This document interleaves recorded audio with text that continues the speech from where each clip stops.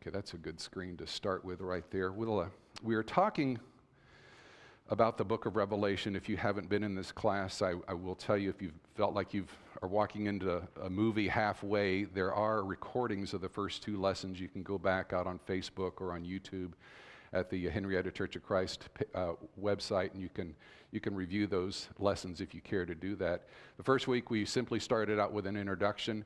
The second week we got all the way through chapter 1 and we just got barely into chapter 2. I'm going to tell you a few things about the book of Revelation as we go along. Revelation is a book unlike any other book in the Bible. It is a category unto itself in the New Testament as well as in the Bible. In the New Testament, you have different kinds of books, but Revelation is not a gospel account. We have 4 of those, Matthew, Mark, Luke, and John. It's not a book of church history. We've got Acts that does a wonderful job of telling us that. It's not an epistle written specifically to a church. We have a lot of Paul's writings and others, but it's a different book. It is a revealing. It is a unveiling. It is a revelation of Jesus Christ. And understand, in the first century, Christians were all new at this, and they were all expecting Christ was going to return in my lifetime. I mean, they were selling everything that they had. They were ready to see Christ return, and they were anticipating this. However, they failed to take into consideration that God's time is not the same as man's time. And when things were starting to happen, particularly with the increased pressure that they were under from the Roman government with the persecution, they were starting to ask questions. They were wondering, why is all this happening to us? We're good people. We are doing what we should be doing. We're following Christ. We become a member of His kingdom. Why, God, are you allowing all of these wicked things to happen to us? And Revelation is God's answer. I told you last week, Jesus Christ introduced Himself in His own words. He said, I am the Alpha and the Omega. And I told you in English that means I'm the beginning and the end. All of the scholars agree. They don't agree on how to interpret Revelation, but they agree on this thing, that Revelation is the last book that was written in the New Testament, last book that was written in the whole Bible. I place it at about 95 AD. Some people place it earlier, some people place it later, but everyone agrees this was the last book. This is the Omega of the Bible, the end. So if Jesus says, I am the Alpha and the Omega, then which book is the Alpha? If He's saying there is some connection, and Christ is the connection between the beginning and the end, and He's giving us a revealing of the end, the Omega, then we should be asking the question, what's the Alpha? And there's a lot of agreement on which book of the Bible was the first one recorded. Some disagreement on it, but most scholars will tell you that the book of Job was the very first book that was ever recorded. Job is a book that is out of time. We don't really know when it occurred. It's not in the lineage of the Hebrew race. We don't even know if Job was a Hebrew, if he was a Jew or not. So we don't know much about the background of the book of Job. But I'm going to offer this as a suggestion. Revelation is a very difficult book to study and interpret. It's a real challenging book for us. A lot of people just throw up their hands and say, I can't understand Revelation. But the book of Job is an easy book. We can read it, we can understand it, we can follow it with no trouble. But the book of Revelation and the book of Job are telling us the same thing. In both cases, someone is asking, I am a good person. Why is all of this suffering happening to me? And God is giving them an answer. There's a lot of similarities between Job and Revelation, and yet we place a lot of complications on the book of Revelation. A lot of it is because of the symbolic language that the Apostle John does use when he writes the book. But a lot of it we superimpose ourselves. I'll try to flesh that thought out more for you in a later lesson, but I wanted to just to give you an idea that God has not changed. His answer has always been that there are things happening in this world that are beyond your control, and there's no point in us worrying about it. That's what he told Job, and that's what he's telling these Christians who are suffering persecution in the book of Revelation. There are things happening beyond your control. In the heavenly realm, there is a battle being waged, if you will, between Satan and the Lord, between good and between evil. And that message has not changed from the Alpha to the Omega. And God's message to the Christians of the first century would be the same message that he has for us today is, don't worry, don't fret. God is in control. My son has this covered, would be a way that I would describe it. Revelation is a book of hope, and it is a book of victory, and we cannot lose sight of that. And that's been God's message from the very beginning, and now at the end as well. So, I probably rambled on enough. I want to get all the way through chapter 2 today. We'll see how far we get. I was hoping to even get into chapter 3. But we are in the middle of what I call it is the first vision that John explains to us, and I call it Christ and the church, because there's so much that John has to tell us related to the relationship that Christ has with the church, and the church of the first century is who he's writing to, but it applies to us today. We're still the same church. In chapter 1, the Apostle John describes in vivid detail this image that he saw. He was in the Spirit on the Lord's day, and he heard this mighty voice sounded like a trumpet behind him. And when he was startled, he turned to see who this voice was coming from, and he saw the image that you see on the screen. This is an artist rendering. And by the way, I told you last week, I'm a visual learner, so it helps me to see some of these pictures. There is no photograph of this image. This is an artist rendering based upon the explanation that John gave, but it's a good one. It does have all the basic principles, the parts in it.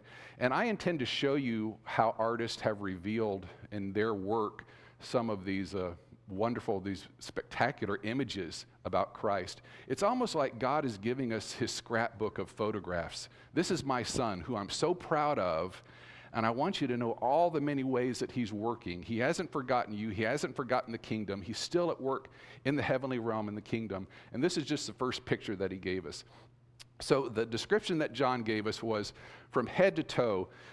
You've got 7 golden lampstands. He told us that those represent the 7 churches that he's going to address these letters to in Asia Minor. And he's holding these 7 stars in his right hand, and those represent the messengers or the evangelists of these 7 churches. And then from head to toe, you've got his head that is glowing white like snow, like wool, he says. His eyes are like flames of fire. They're red. You see a sword protruding from his mouth in the picture, and his description is this is a sharp 2-edged sword. You see him dressed in white. By the way, there's a lot of figures in the book of Revelation that are wearing white robes, and I told you that 7 represents heavenly purity. Well, white also represents something. It represents purity. So 7 is perfection and white is purity, if I can get that right. He's wearing a gold sash around the white robe, and then if you look down at his feet, they look like burnished bronze, according to John, that have been heated to a glow in a furnace. So that's the image, and last week we started talking about the first letter, and all of these 7 letters have to do with this image. They're all part of the same vision, because in chapter 1, verse 11, Christ will tell John, I want you to write on a scroll what you see, and I want you to send it to these 7 churches. And he lists those 7 churches by name. And also in chapter 1, he tells them that John, I want you to write 3 things. I want you to tell them the things that you see, I want you to tell them the things that are, and I want you to tell them the things that will happen after the things that are. And I explained that to you last week, that the things that you see, that's the description of these images, these visions that he will have. And John does that.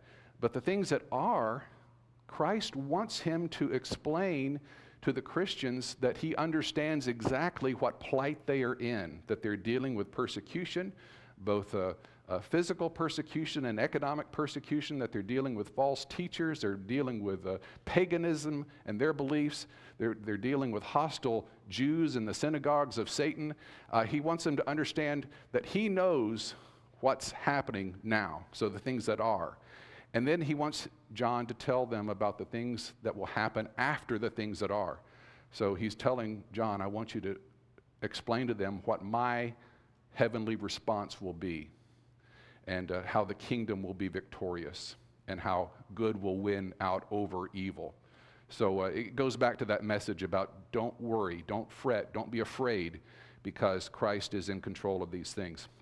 So 7 churches were mentioned. Ephesus, kind of in a clock order. Smyrna, we'll get to Smyrna this morning. Pergamum, Thyatira, Sardis, Philadelphia, and Laodicea. And down in the circle in the lower left-hand corner, you can see where Patmos is. This is a small island where the Apostle John is imprisoned. It's a Roman prison camp, basically, where they have harsh labor there in the salt mines. But those are the locations. Last week we did cover the letter to Ephesus, and I thought it was interesting and worth repeating that Christ introduced himself in this first letter as the one who holds the 7 stars in his right hand and the one who walks among the 7 golden lampstands. So he is referring back to the same image. So this is all part of the same vision, these letters. A lot of times when we preach about these letters or teach about these letters, we kind of teach like they are just a standalone feature, but no, they are part of the book of Revelation. They are part of this first vision. We started, I won't read all of this because we covered it last week, but he lets them know that he is aware that they cannot tolerate evil people. He praises them for that. He also acknowledges that they have put false prophets or false apostles to the test and found them to be false, and they've not assisted them in their false teachings. And then he tells them, despite the good things that you've been doing there in Ephesus, I have something against you, and that is that you have lost your first love.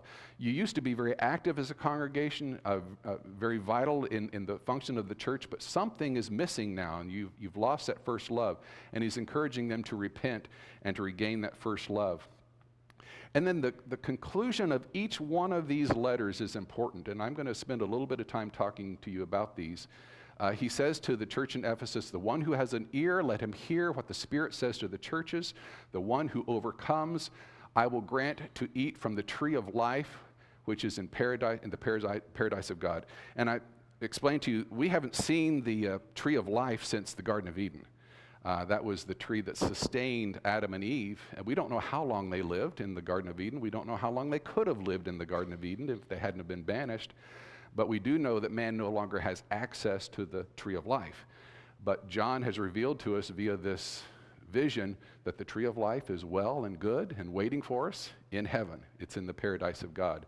So we picked up a lot of useful information. I want to decode, and I told you I want to stop and do this occasionally.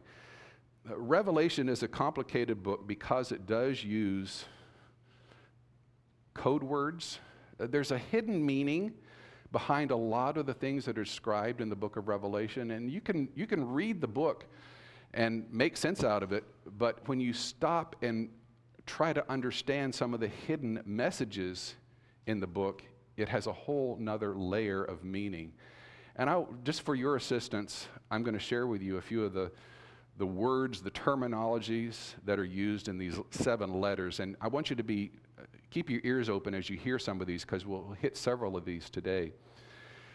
The word tribulation, when John uses it, when Christ is dictating his information to these first century churches and uses the word tribulation, he's not using it the way that you and I would typically talk about hard times that we're having. He's talking about the Roman persecution, the violent physical persecution. He's talking about Christians who are being rounded up, who are being hauled in, arrested, who are being tortured and killed.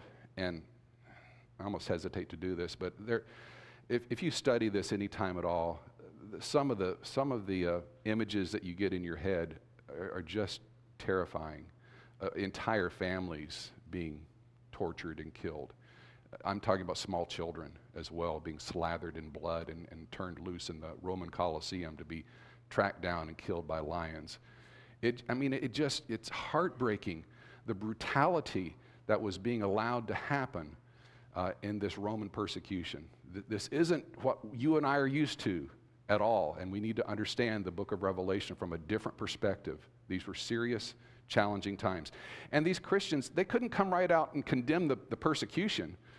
They couldn't come right out and talk about it. That's why they had code words. That's why they said tribulation instead of Roman persecution.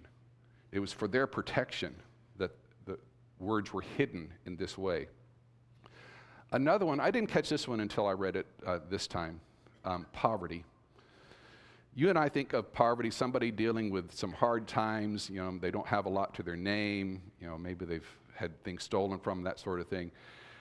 But when they're talking about poverty, they're still talking about organized persecution, but they're talking about economic persecution. I explained to you in previous weeks that one of the things they were dealing with were these cults of emperor worship, where Roman citizens, all of the citizens, were asked to come in and to offer a pinch of incense at the bust likeness of Domitian, and they had to say, "Hail Caesar," worship Caesar, he's our God. And if they would not denounce their former gods, then they were arrested, and many of them were killed. The best thing they could hope for was just the economic persecution.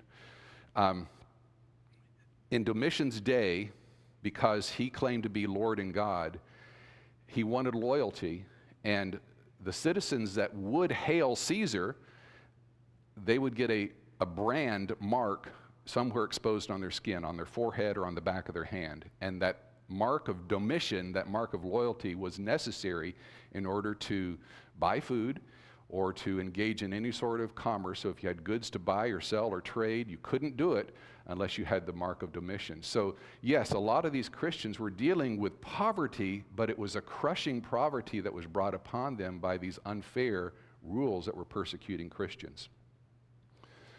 Another word that I really want you to be looking for, and this is, I think, in every one of these letters, is perseverance. And again, folks, you can read it, and you can think in the most innocent terms. This is just talking about somebody that has lived a good Christian life, or has run the good race, has victory. And that's all good. That's all fine. But when John uses this term, and when the first century Christians were using this term secretively, it meant to them Christians who refused to denounce the Lord Jesus Christ, who had been called in and say, "You've got to hail Caesar or face the consequences." And they said, "Not going to do it. I'm going to face the consequences." So the word perseverance is a trigger word that's used in these letters, and I want you to be listening for it. And then there's a statement, and you're going to hear this one repeated. I just read it in just a moment ago in the book to Ephesians. "The one who has an ear, let him hear." And in this way, Christ is telling these Christians, this is no ordinary epistle. This is my word, and I want you to interpret things that you read in this book of Revelation with spiritual discernment and understanding. Take your time reading this book and understanding what it's trying to tell us. And then he always finishes that statement with, "Hear what the Spirit says to the churches." And the Spirit is the Holy Spirit.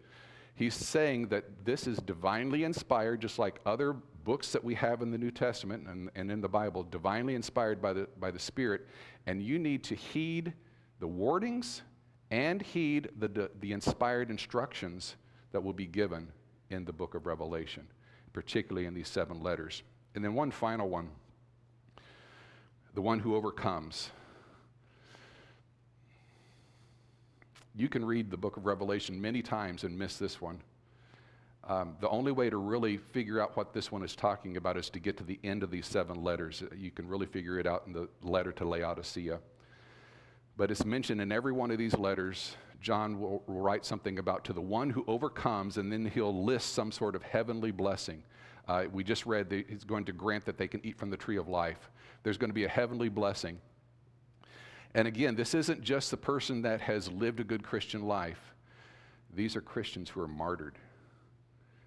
This is a very real consequence that they are dealing with during the first century in the Roman Empire, is that they were being hunted down and killed.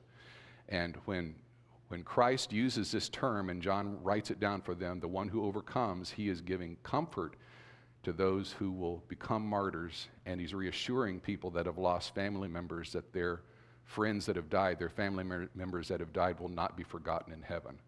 So we will go back and we'll look at those as we get to them, but I want you to keep those key statements in mind. So we have looked at the letter to Ephesus, and just one way that I keep it in my mind, Ephesus is the church that lost its first love. And now we are going to start in verse 8, and we're going to read the letter to Smyrna. And I told you last week, this is a tough letter to read. This is an emotional letter to read. If you read it with the discernment that I just talked about, they are the suffering church. They're suffering greatly at Smyrna. Smyrna is one of the two letters that receives no condemnation from the Lord whatsoever. There's nothing negative said about their teachings or their failings in any way. I do believe this is the shortest letter, but what do we know about Smyrna before we get into the letter? Smyrna itself, the city, was a large and important city about 40 miles north of Ephesus. It was located on the eastern end of a very large harbor. It was about 20-mile long harbor, a great harbor. Now, in addition, it also had a Roman highway that led to all of the other cities in Asia Minor. So strategically, it was very well placed, and it was a port for a lot of commerce, and of course the highway allowed a lot of commerce. Smyrna was considered a religious city, and I quote the word religious because they had a lot of cults that were active in the city of Smyrna. The cult of Dionysia, who was the god of wine, was located there and was very active, and we're going to talk more about this one, but the cult of emperor worship was also extremely strong in Smyrna. Emperor worship existed long before Domitian, but when Domitian claimed to be Lord and God, that's when it really ramped up with the peak of the persecution. But the cult of emperor worship was quite active in Smyrna. Another figure from history that you'll probably recognize the name was Polycarp. Polycarp was an elder in the church in Smyrna. He would have been contemporary with John. It's even said that he was had learned from John. He was a disciple of John, if you will. But the thing that Polycarp is most famous for would happen a few years later after this was written, but Polycarp did meet his demise as a martyr. When he was asked to denounce Christ, his famous quote was recorded for us for all times. He said, 86 years have I served my Lord, and he never did me an injury. How then can I now blaspheme my Lord and my Master? And as the story is completed, because night had already fallen, the Roman captors decided not to throw him to the lions, but they decided rather to tie him to a stake and burn him alive. So that was Polycarp. And he was a member here at Smyrna. He would have been one of the ones that would have received this letter that this message that Christ is sending to Smyrna. How does Christ introduce himself this time? In verse 8, he says, the first and the last, that's the Alpha and the Omega that I was talking about earlier, who was dead and has come to life. So there's no doubt in their minds as they're reading this that this is Jesus Christ that was crucified and was resurrected, who was dead and is now alive. So that's the way Christ chose to introduce himself. Let's go ahead and read this letter. Beginning in verse 8, and to the angel of the church in Smyrna write, to the first and the last, who was dead and has come to life, says this, I know your tribulation. Are you catching that word? I know your tribulation and your poverty, but you are rich. So what's Christ saying to them? I know that you have been dealing with the physical, torturous persecution as well as the economic persecution, your tribulation and your poverty, but you are rich. He's saying to them, despite all that has been taken from you, that you are still rich spiritually. And he's commending them because they have been enduring the Roman persecution and the economic discrimination, and yet that has not robbed them of their spiritual values. And then he continues on. He says, but you are rich. And he says, and the slander, this is an addition. He says, and the slander by those who say they are Jews and are not, but are a synagogue of Satan. So right now, he switched from talking about Roman persecution to a different kind of persecution. And I think I mentioned this briefly last week. I may not have, but for the first 300 years after the establishment of the church, Some of the worst persecutors of Christians were the Jews that kept the synagogues. Basically, wherever there was a synagogue, and this was almost every city had a synagogue, there was persecution against Christians. The Jews who were in the synagogue felt that Christianity was some sort of perversion that needed to be eradicated. And they were doing everything that they could to wipe out Christianity, to kill it while it's still in the cradle, if you will. These Christians were dealing with persecution, with detractors, with critics, far more than just the Romans, but as well as the Jews. And if you think about it, the Jews were behind the execution of Christ on the cross, and they never stopped that persecution. The Jews went to the Romans and had Christ killed, and I haven't read this, but I still believe these Jews and these synagogues of Satan, as Christ identifies them, were probably egging on the Romans to continue with this persecution, and we're seeing the persecution increasing. Well, let's continue with our reading. Verse 10, Christ says, "Do not fear what you are about to suffer. Behold, the devil is about to throw some of you into prison so that you will be tested, and you will have tribulation for 10 days. Be faithful until death, and I will give you the crown of life. The one who has an ear, let him hear what the Spirit says to the churches. The one who overcomes will not be hurt by the second death." In verse 10, Christ reveals something very interesting.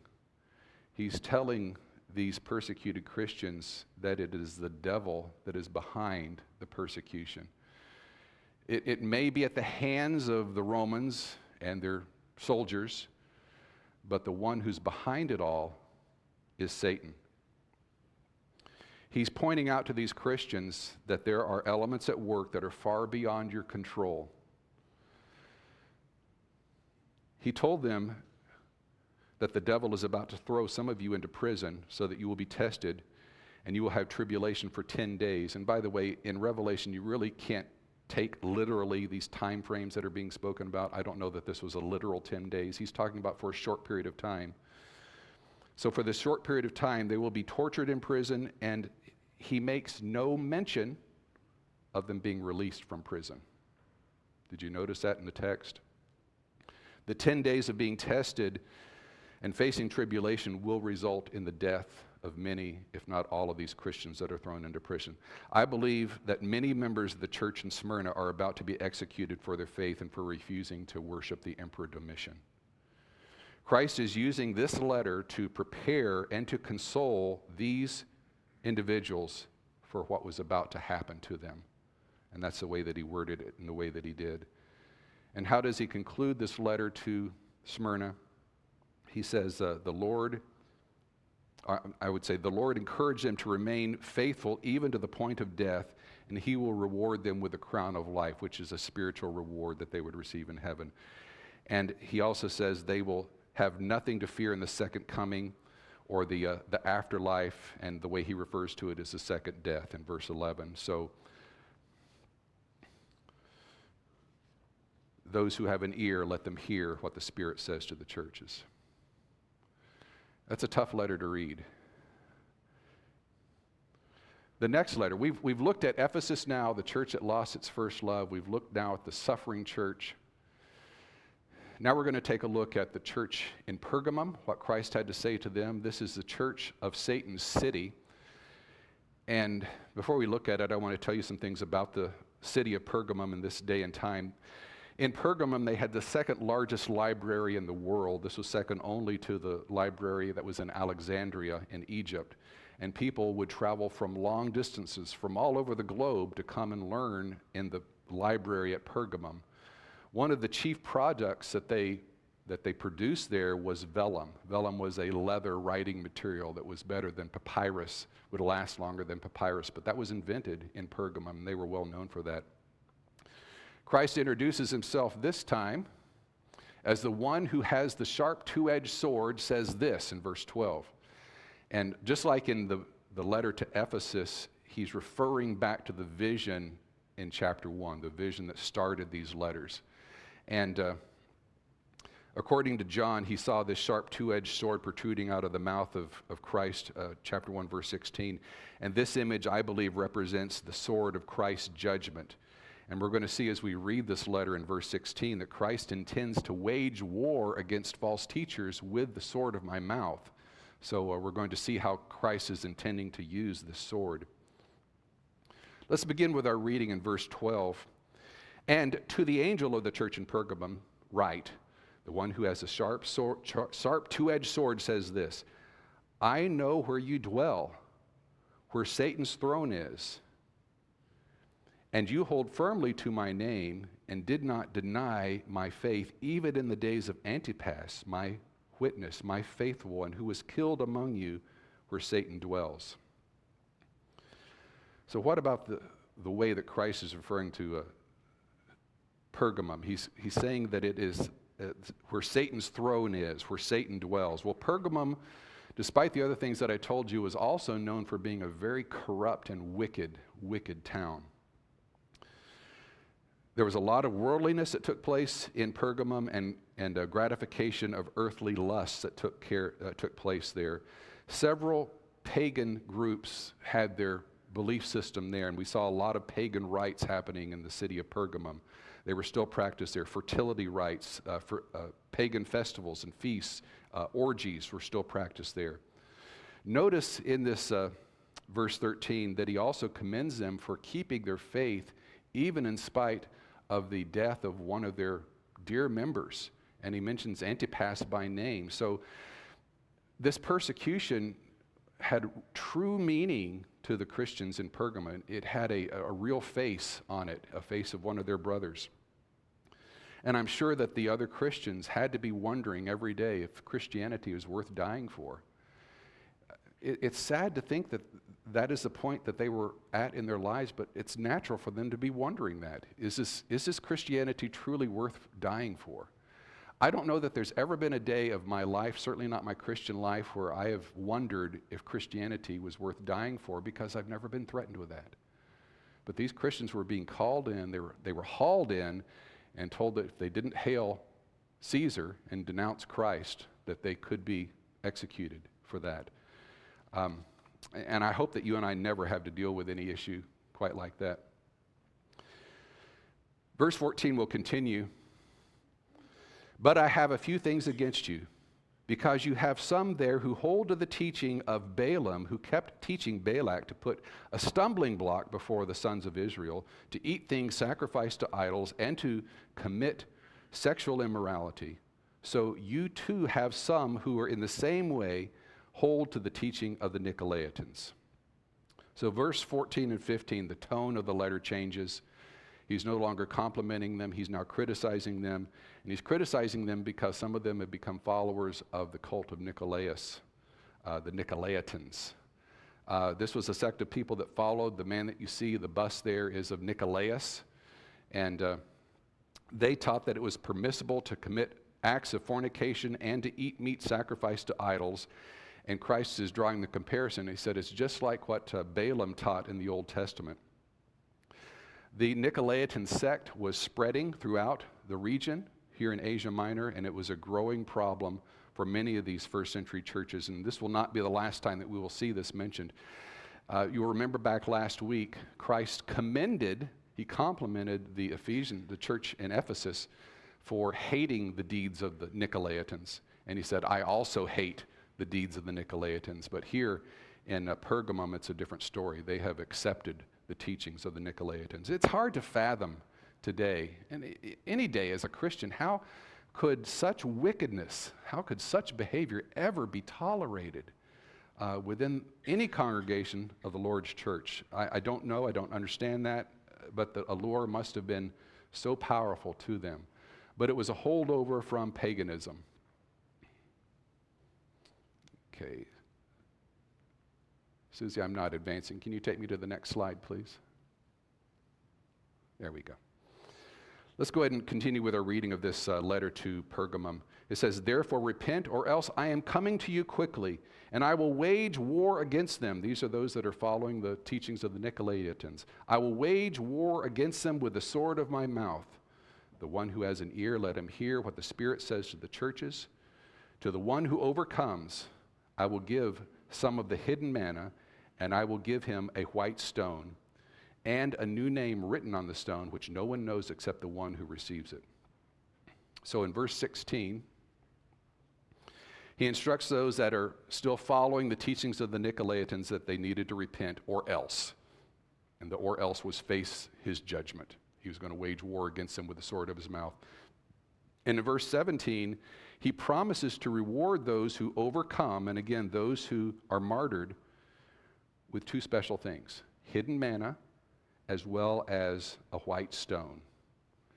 Now, hidden manna, we probably know what that one means. If you read the Old Testament, the manna was the special food that God provided to the children of Israel during their wilderness wandering, kept them sustained while they were in the wilderness. You can't go out and buy manna in the stores. There's no recipe, you can't make manna. The only way you can get manna is from heaven. And after the children of Israel were no longer wandering, manna has never existed. It is hidden. It's no longer available to us here on this earth. But according to this text, it is still available to those who are faithful and who will wind up in the presence of God. So this is one of the things that John is promising, that they will be sustained by this hidden manna. And the other thing, I had to do a little bit of research on this one, but the white stone represented a few different things in the first century, but the one I'm confident that he's talking about is that this actually signified acquittal in a court of law. If you were on trial, the verdict was revealed either with a black stone or a white stone. A black stone meant that you were guilty. A white stone meant that you were innocent. And when Christ is saying here that you will receive a white stone, he's saying you are going to be vindicated. You are innocent in my sight. In heaven, you will be innocent. You will be vindicated. And then he goes on and he talks about how their name will be venerated in some way. He's going to issue some sort of new name. Now, I've scratched my head on that one, and I told you I don't have all of the answers in the book of Revelation. Nobody does. But I don't know if he's talking about how he gave Paul a new name. He was Saul, and then he was Paul. And Peter, he did the same thing. He changed his name from Simon to Peter. We don't really know why he did that in these two cases. Maybe this is something similar. I just don't know. But I do know that something will be special about the names of these martyrs. The martyrs will not be forgotten in heaven, I think, is the underlying message. So those who have an ear, let them hear what the Spirit says to the churches.